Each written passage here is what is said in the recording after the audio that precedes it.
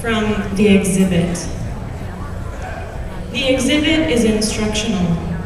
On the black curtain, words ripple, an alphabet of light vanishing.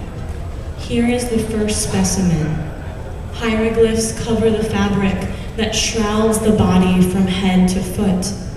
The body that has been folded into an impossibility, or the smallness of form.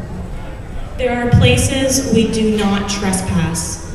There are places we must let others trespass. All that can be done is to hold breath until the river. The bones become transparent, highlighting the teeth. A static jammed thing you were told late at night, a question you were made to answer. The exhibit says you must. The specimens in their glass boat say, we can wait. In the mirror, you see your child self. With the boy, you build traps for the girl. With the girl, you build traps for the boy. Here is the knotted rope. Here are the hickory slats and splinters of bone. The exhibit says they can only belong to you. 2. The exhibit is pointing in a direction only you can see. There are arrows on every wall, and the arrows point to hands. It is suggested you consider including the names that have cut deeper. You don't. Instead, stand before the mirror as the cotton is tucked and the light is revealed. Here is the body, its codes. Here is the flat belly parenthesized in the pelvis. Here are the numbers descending the steps. Some water you ache to drink, and the wrong thing to say, always the wrong thing. The exhibit asks you to make a decision. Each direction waits. The moon grows teeth. On this side is the miniature cathedral with the spine below the arch and the molar roof. On this side, the dark room and the eyelet in the door. On still another side is the cat in the silver jar. This is the exhibit's pain. You cannot see every side at once. 3. We had been thinking the exhibit was about love, but it turned out to be something else. When we passed the vined archway, you said you'd been in this room before. The guards were skeptical. Neat rows of lampposts, maps out of their frames and upside down. Each map will lead you to a certain room. You will be surprised by your feelings. You will be surprised by the boundaries. There is a key that locks this door and another that unlocks it. The exhibitors have hidden both in a barrel of sand that children dig through. The sand refills itself. If you come to the exhibit in the morning, you are allowed to touch. If you come at night, you are not. And if you visit the exhibit in your sleep, only it is allowed to touch you. You can sob all night, but you have to wait it out. 4. The exhibit is an astrology lesson. It says the world is made of spheres. They slide back and forth and around and between without knowing prepositions. One sphere holds everything we know. The second sphere holds everything we don't know. Every morning, something catches on fire. The third sphere holds the other spheres, but is still lonely because the fourth sphere holds love. When she cranes her neck up at the sky at night, she shivers. This may be because she is trying to find Scorpio. She is more afraid of falling up endlessly than gravity. The night is colder than it should be. She wonders if one of the spheres has a hole, a leak that hisses the light out like a deflated tire. The fifth sphere holds the sun. Spheres 6 and 7 don't know what love is, but can recite equations. We sat under them when you said you were leaving. The cold came in then like a guest that wants to love you all night. The eighth sphere is rounder than the gold ring at the bottom of the drawer in the attic. Even a guest knows this, having never seen the dust's halo. The sun is quieter than you would imagine. I am the ninth sphere. 5. The exhibit is a lightning storm. You walk into it thinking you will die or learn something. Behind each curtain is a word that feels wrong on the tongue. On this body, see how the false tongue protrudes. No one knows why. Here is the dry corn silk hair. Here is the nasal walnut half. Underneath the scapula, a curled child. He didn't mean what he said. Underneath her hair, the skull is a generous orange. Words unripen. Another child on the chest, lengthy forms of punishment. Underneath the blue shawl, her hands fold. Underneath those, no one has seen. Here is the release and the temporal hold, signified by clay beads, a comb, braids of fiber. Blackened skin shines underneath the glass, but does not reflect. You assign meaning to texture. At the end of the storm, you fit the words together and they wash out in the rain. Thank you. Yeah. Very good.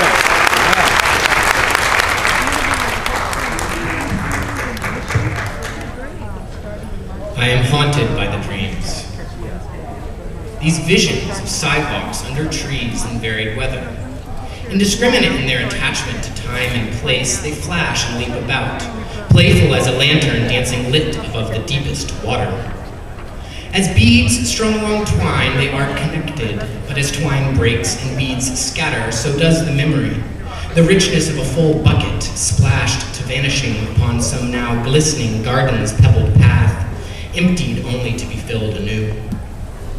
At this point, the visions shatter, and I am returned to an empty railroad yard in the middle of nowhere with a drink in my hand, and there's a star outside.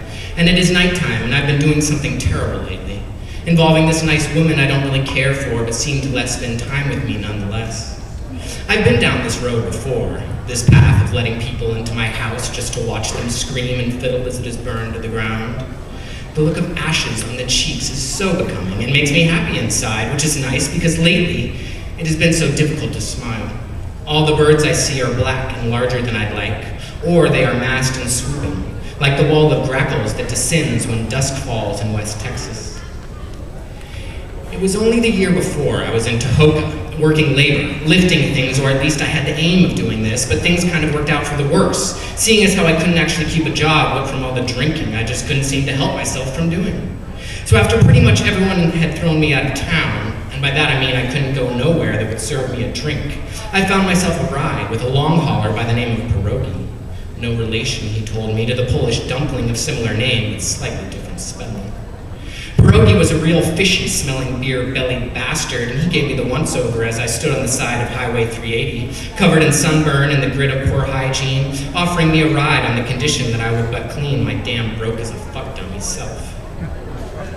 So I took the first shower I'd had in months, and I started to think about quitting with this whole drinking thing when I remembered I maybe had a bit more in a little Welch's grape juice plastic bottle that I'd been forgetting about for weeks. So I up and checked my pack and found the bottle, and sure enough, it smelled strong when I whiffed it, so I made my way back to the road and nursed that grape juice like it was my own mother's sweet burning milk, and I her, as yet unbroken, only begotten son, until Pierogi rumbled up to where I was standing and honked his horn for me to hop on and ride with him all the way to San Diego. At least that was the plan. But Pierogi was one weird piece of work, the likes of which I couldn't really make heads or tail of. Maybe it was the grape working itself purple on my brain, but I'm pretty sure Pierogi told me in more ways than one that he normally mutilated and killed the people he picked up and let hitch a ride. But that with me, I was such a sorry-looking fool, and the drink had obviously left my brain peppered with as many holes as a forgotten backcountry dirt road, that I just wouldn't be worth it. For what's the fun in sticking a knife in some damn fool who just about might laugh when you do it, and laugh harder still when he up and sees the blood coming out his own damn self? Now maybe you'll be calling me crazy with me telling you this, or maybe it's just proving Pierogi's point that I was nothing but a damn silly fool. But when he finished telling me all this, and I'd had a chance to have a nap on it, I realized I was a mite bit hurt by the whole rejection aspect of it all.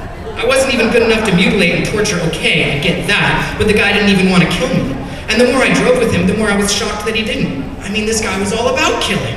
It was all he talked about, and he talked about it non-stop. He showed me Polaroids of so many dismemberings and disembowelings and cutthroats and chopped toes that I simply couldn't take it much more, and so I up and lost all my welches all over Pierogi's sweaty beerfish body.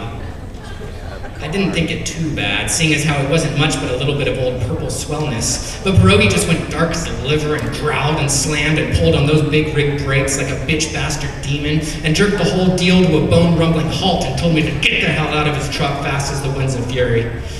Needless to tell you, I did, which is how I lost all my things, seeing as how they were all piled in my packs, which I left behind the seat when I hightailed it out. Just a screaming and a howling straight into the middle of the New Mexico high desert, just outside Albuquerque near the Chamiso Wilderness. As close to the kind of fit you don't ever come out of as I ever been, just so worked up to thinking of sitting for even 1 minute with something as black and full of all the evil a good man could ever fear to find, as I had on that ride with the man I knew as Pierogi. I spent the night in some thorny bush, all full of sorrow for the world, and I cried about the state of things, the wars in far-off places, the children who go hungry, but most of all I was so full of sorrow about my own self. I didn't have a drink to call my own, no friends, no home, just me, all alone in some desert with only the stupid stars shouting things at me about what I was to do and who I was supposed to be. I fell asleep in bits, always waking to the image of some blood-spattered Polaroid of some gore-fest that twisted and came alive inside my head, and Pierogi was there, a giant tuna with a sideways glass eye, just watching me unblinking as the pink of his fish gills flapped and flipped and dripped clumps of hair matted with urine and beer sweat. It was certainly one of the worst nights I had ever had, and I couldn't help but think, even though I knew it was the kind of think most termed to be bad, that if I had just one little drink with me to keep me company, then maybe the dreams wouldn't be too bad. Maybe I'd be okay with shutting my eyes. But no. I had no drink, so it only goes to figure that I had no sleep, which can only lead one to know that I watched the sunrise over the hills and shooed the darkness away. Sunrise in the desert when you're all alone and you don't have a thing to call your own sure does take its own damn time, just inching out with these little increments of color, sent to spread in slow time across the sand and rocks and bush and cacti. I was hungry and thirsty and so damn cold, and I can't say how well I was really knowing if I was still alive or not. So I just started crying these silent great tears that helped blink away the sand that kept blowing all on my face. Then in a burst of suddenness, there comes out of the morning light this sound from over near the dawn like soft, gentle thunder. Soon a little cloud of dust starts puffing along the earth towards me, still far off, still sort of blocked out by the low morning glare, and it gets closer and turns into a shape of color, which then becomes a horse, and then a horse with someone small on its back. I stand and begin to wave, and the cloud of dust comes to where I am beside the brittle, thorny bushes. And there it was. The most beautiful palomino I'd seen, which some might say isn't saying much since I haven't been around as many horses as maybe some people, but I've seen my share, so I feel sure in saying it a damn sight to see that morning, with velvet shanks gleaming under a layer of fresh exertion, its eyes brown and deep, the pink of its nostrils flaring in and out with every breath. The rider I saw was a small, unassuming figure in poor workman's clothes, just some old worn jeans and a light blue t-shirt with thick rings of dark and very old perspiration, riding bareback and barefoot, looking to be a bit older than me, but not by much. He looked down at me, and I squinted in the light, and I tried to see if he had kind eyes, or if it was another one of those devils with murder in his mind that I was so quick to be on the lookout for now. I couldn't quite tell, but he did smile and hold a brown and calloused hand down for me and pulled me up with him onto the horse, and I held on as tight as I ever held on to anything. And I marveled at the quiet strength I could feel powering this small, determined man whose skin was the color of rocks at sunset and who hollered like a desert coyote when goading the fleet horse to flying above the earth of sand and dust and brittle, breakable things onward towards the sky and the clouds and the tops of mountains. It was only when we landed again, in what was according to him somewhere in Arizona, that I thought to ask the man his name, and whether or not he might be kind enough to lend a silly damn fool a little bit of something to drink, as I was feeling very, very thirsty. Yeah.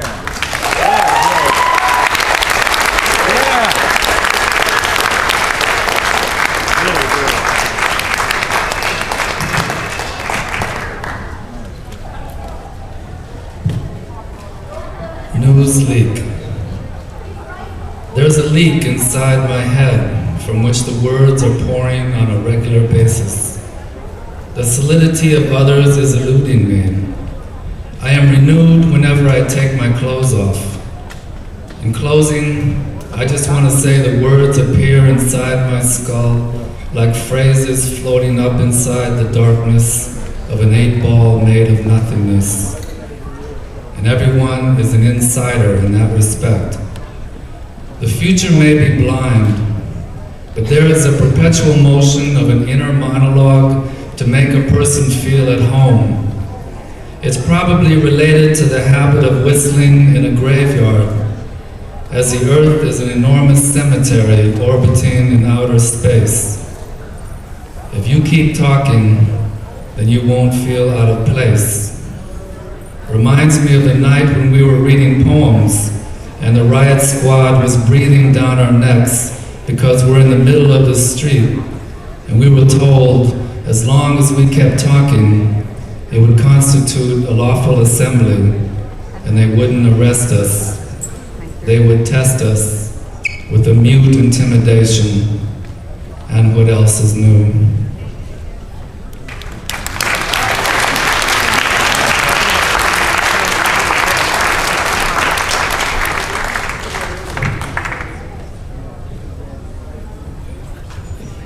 The pilot took the revolver from the seat of the cab the second the men turned their attention, and he saw moonlight reflect crow's feet and gambling debt like a funhouse mirror. A trip to the pawn shop, but he'd get it back. Eventually, next week, next race, someday, and mail it with his apologies to Lubbock. He was no thief, just down on his luck, and surely once in his life, Buddy Holly had to borrow something not his for a quick buck. Plus $36 times 3 seats on the plane, divided by 6 races and an alimony check, didn't bring the light any closer to the surface of the hole he'd dug. He bought the plane when American Pie ran as quickly as his wife had run out on him when she heard about the barmaid in Cleveland and the loan shark in Toledo. First race he'd won since he stopped betting on horses and moved on to greyhounds. Felt some kind of kinship with the half-starved animal since the only things in his stomach these days were whiskey and bad dreams. Never took any tests, felt he would be a natural at flying, joked at the bar he never wanted to be a part of anything that would have him as a member, FAA, AA, or the human race included. He picked up the men at the club, seeing gold mines and guitar cases, and felt like this time things had really turned around. Maybe he could be their private pilot, fly them around the world, heard that Amsterdam had the best hash and the blondest ladies to steer the plane from his lap. In the fray of slurring thoughts, he never phoned a flight plan, seeing as he didn't have a license and the whole damn thing would only take an hour anyway. Fancied himself a renegade, the Charles Lindbergh of drunks, and he reread the manual on one-engine jets as the 3 men settled their suitcases. They were in the air for 5 minutes, tinnitus and excitement buzzing away sleep before the wings of the plane frosted like Gabriel in a hell, freezing over and the earth stood still, while the dial spun like 45s and the radio crackled no signal from the tower, like the noisy seconds before a record turns over. The pilot assessed the situation, knew from the manual he had 20 seconds after a nosedive before his air heart ceased to beat, pulled up on the shifter, radio to Mayday, to air traffic control, to God, to no one, and found gunmetal was warm like the taste of pennies and unfair like the coin toss that had brought them there. His brains landed with butterfly wings on some cloud next to a bookie calling himself St. Peter. Buddy Holly held his head between his knees, prayed the Lord to keep his glasses, the nightmare of the nearsighted, hailing Mary and cursing the bastard Waylon Jennings in one stolen breath, all the while Richie Valen's ears popped, filling with blood and then silence while the tin box sang like crickets, shook them like popcorn over a sleeping Iowa. 20 seconds and the glass broke in black frames, a million diamonds shattering from a television screen, an explosion in his eyes of pictures and music, all dance halls and girl screams, the turbulence, a million years in a second, and a flash bright as an Amarillo sunset before the Big Bopper said, "Baby, it's over." And somewhere someone shakes a transistor radio, wondering what happened to the music. Wow.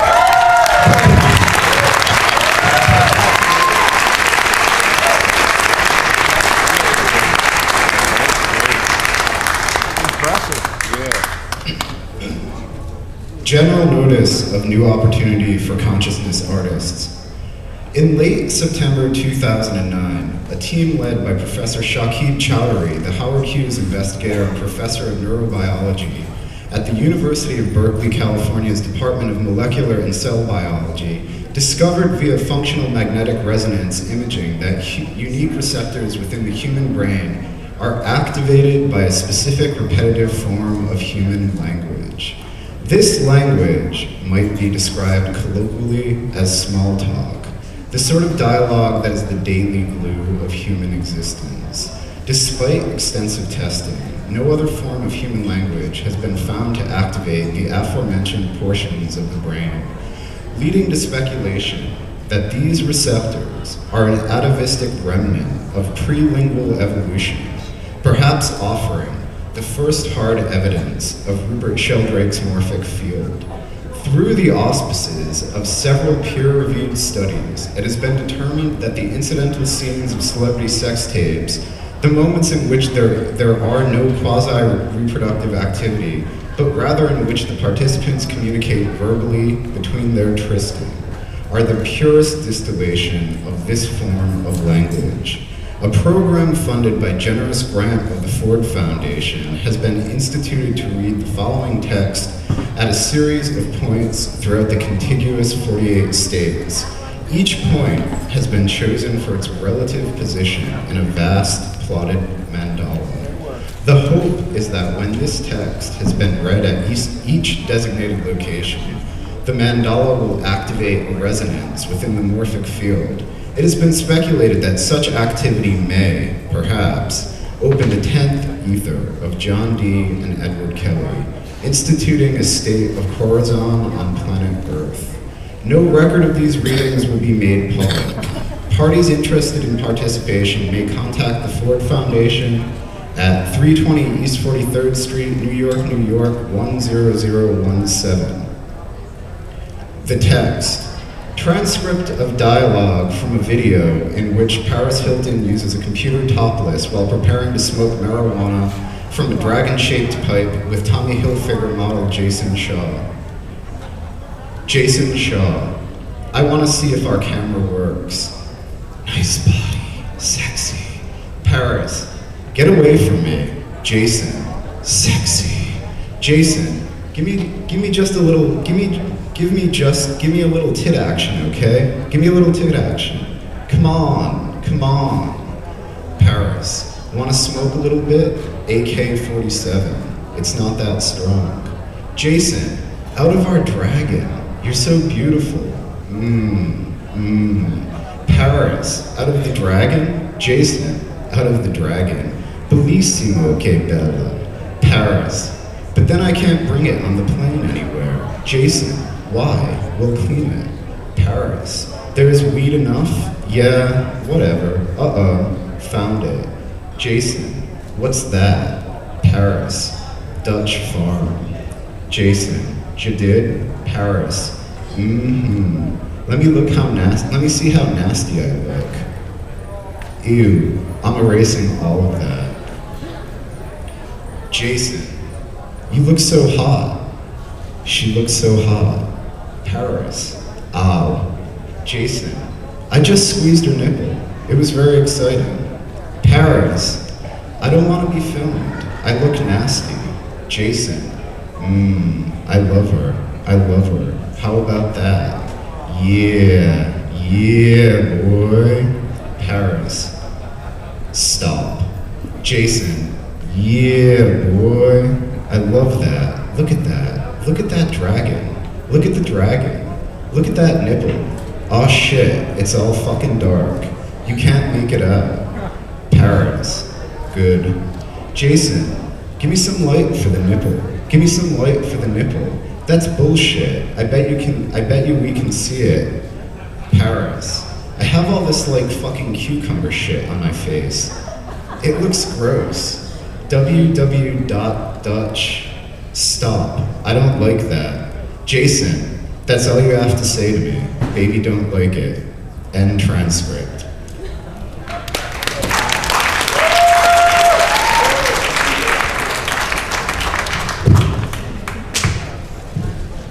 This is called Beside Her. It's not that I need my boyfriend back, but this woman living in his body now is hairless and slippery, so I can't get a grip on her. But still, she wants me to fuck her into oblivion, sweet and rough, the way I only fuck my pain, with savage grace, the way I only fuck my ever-expanding sense of culpability. My aunt says, he's going to cut off his penis. I calmly correct her, they're going to invert it. The penis will become the new vaginal canal. I feel superior because I can intellectualize it. But I know what she's getting at. My lover asks me to imagine her penis is a large clitoris and her balls are dangling labia. We don't make it that far into the fantasy. I get scared. I pull away. I begin to wonder if coming out to my family was such a good idea. For over a year, I've snipped the S's off the pronouns, saving the scraps to embroider a gossamer curtain to veil she and I from their scrutiny. Now they are the ones pasting smiles onto faces, revising fictions with fictions, telling me my choices are my own, that their love is unconditional. Amongst themselves, they speak obsessively about protecting the children. There are no children in sight. I've come to pity that poor, shriveled, unwanted penis because it is slated for execution. My lover says I am doing much better now. I hardly twitch or startle, I barely flinch or cry. Better, worse, better, worse. I want no more one-word diagnoses. I want her to look under my skin and read the network of veins. I want her to pull open the top of my head like a software engineer unscrews a computer casing. Watch my neurons firing, map the route, learn the way, come and find me. Each night I crawl into bed beside her. I watch her sleep, this woman who resembles the man I said I would marry. For the second time and the first, I am trying to choose her. I imagine her thunderous snores escaping from the atmosphere, being intercepted, decoded by an alien race who are awestruck by the eloquence. They are traveling here now to bring us a cure for pollution and an infinite energy source. Her large breasts rise and fall to the rhythm of her steady breathing, without comment or apology.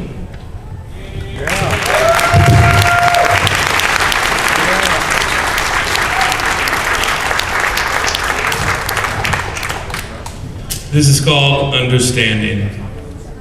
We talk in planets, atmospheres, transient amulets, often lost in thinnest air. Transient, ambience, intentions, losing air, a soup of stars, lighted last words listing, missed conversations cast out, crossing breaths toward atmosphere, slipping stars of sand through words of hair.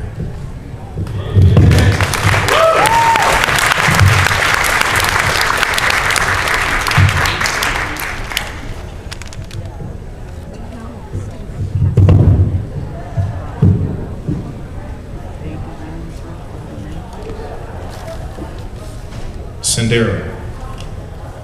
Nina, wake up. Miguel was shaking her awake in the middle of the night. It was 2 months after the soldiers killed Poppy. Miguel was squatting on the floor of the hut. In the moonlight, she could see his camouflage fatigue pants and tattered Inca Cola t-shirt. He had discarded his beloved Peru football jersey shortly after Poppy's death, about the time he started meeting with the man the village didn't talk about, high up on the terraces. The man gave Miguel a little red book that took the smile from his youthful face and made him say things like, "Soccer is a capitalist diversion, Nina, and we must cut the head off the snake." Mama was asleep in the other room in the trance that had taken her since the soldiers had killed Poppy. An alpaca skin and entrails were drying on a wooden rack by the dead fire. Cooking pots and firewood were stacked neatly by the wall. "Miguel," Nina whispered, "what is it?" But she already knew. Outside the hut in the shadows, Shining Path cadres waited silently for her brother. Nina had been dreading this day ever since the Cinches had stripped Miguel naked and beaten him in front of her and Mama a few days after they took Melky away. They wanted a confession that Papi had been a terrorist, but Miguel had not uttered a word. If Nina had once feared that Miguel would run off to Cusco to chase money and girls, the new Miguel only made her wish he had. She looked at the stranger squatting beside her bed in the moonlight. A faint glow seemed to emanate from his eyes. The Senderistas have come for you, Miguel, she said. Yes, Nina, he said quietly. It's my turn. Did you take the oath? Yes.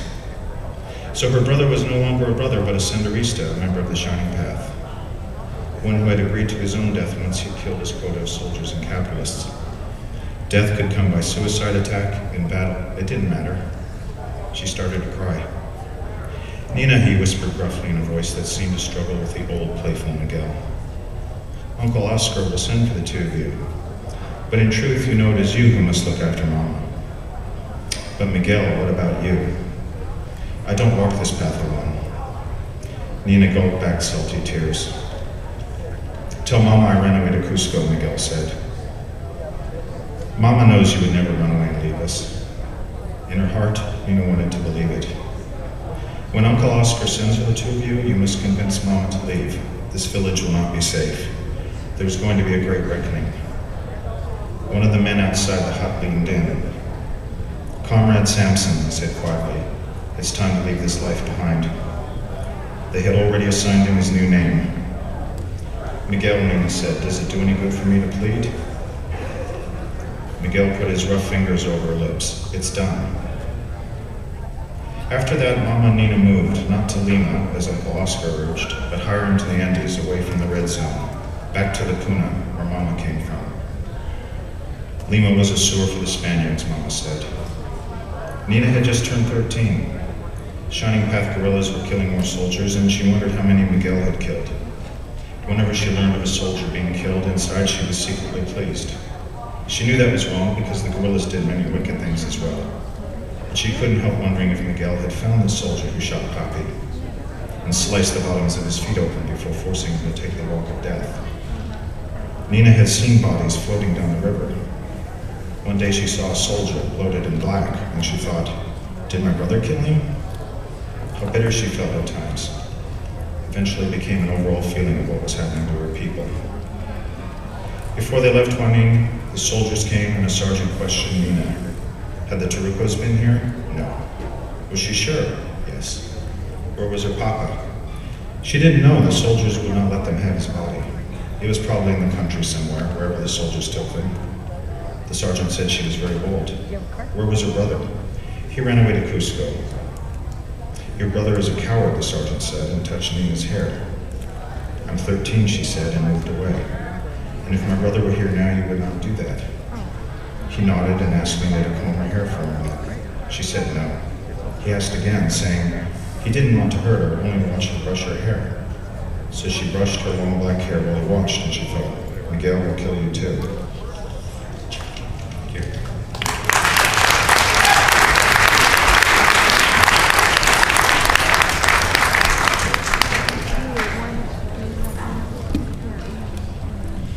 It was easier to manage.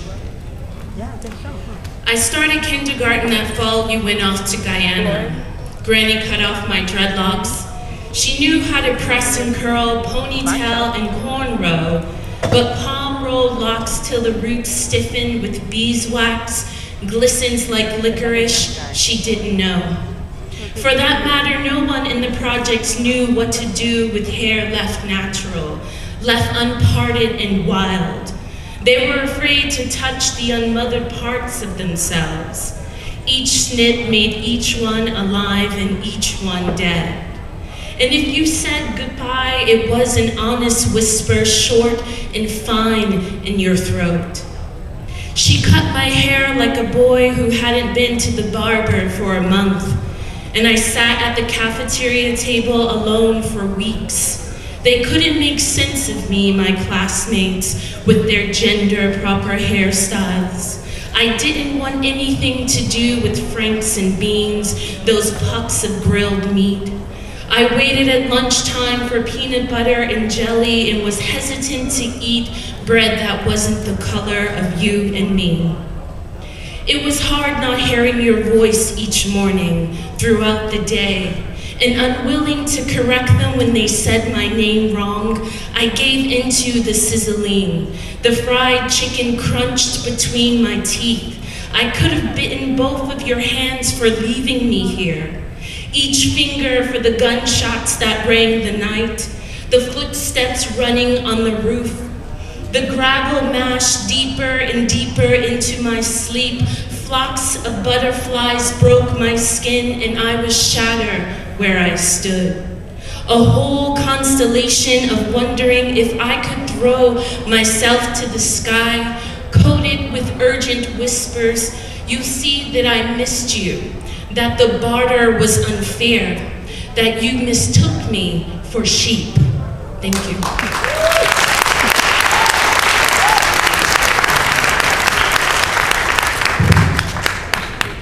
This is called My Mother is a Rubber Ball.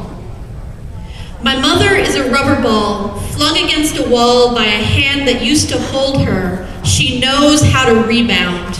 Watch her grow her teeth back after years of grinding them away during sleep. My mother is a phoenix. She cooks me French toast, then bursts into flame. Watch the top layer of my skin singe away as she teaches me about expectations. My mother is a magical washing machine. Fill her with shirts soiled with mucus and tears. Add the detergent, the right incantation. Watch the spin cycle closely. You missed it, didn't you? The shirts have disappeared.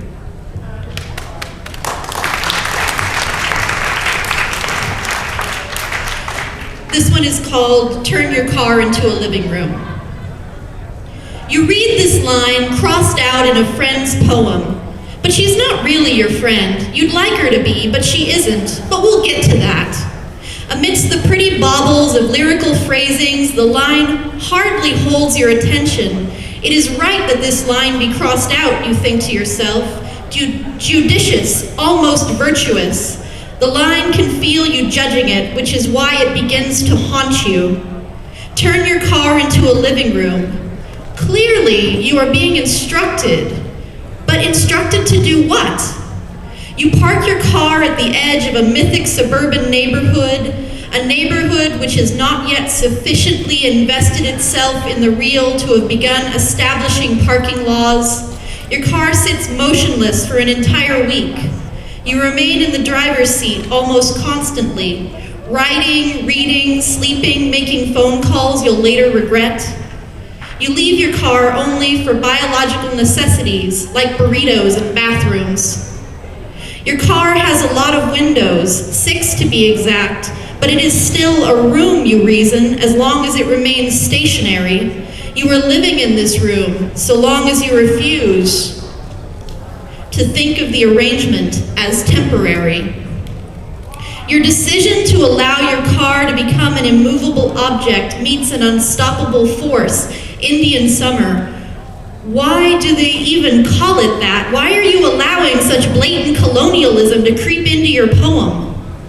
In any case, the weather turns the overcast sky to sunny, and the afternoon sun makes the air inside your 4-door hovel an ill-ventilated sauna of stale air that smells vaguely of cheese.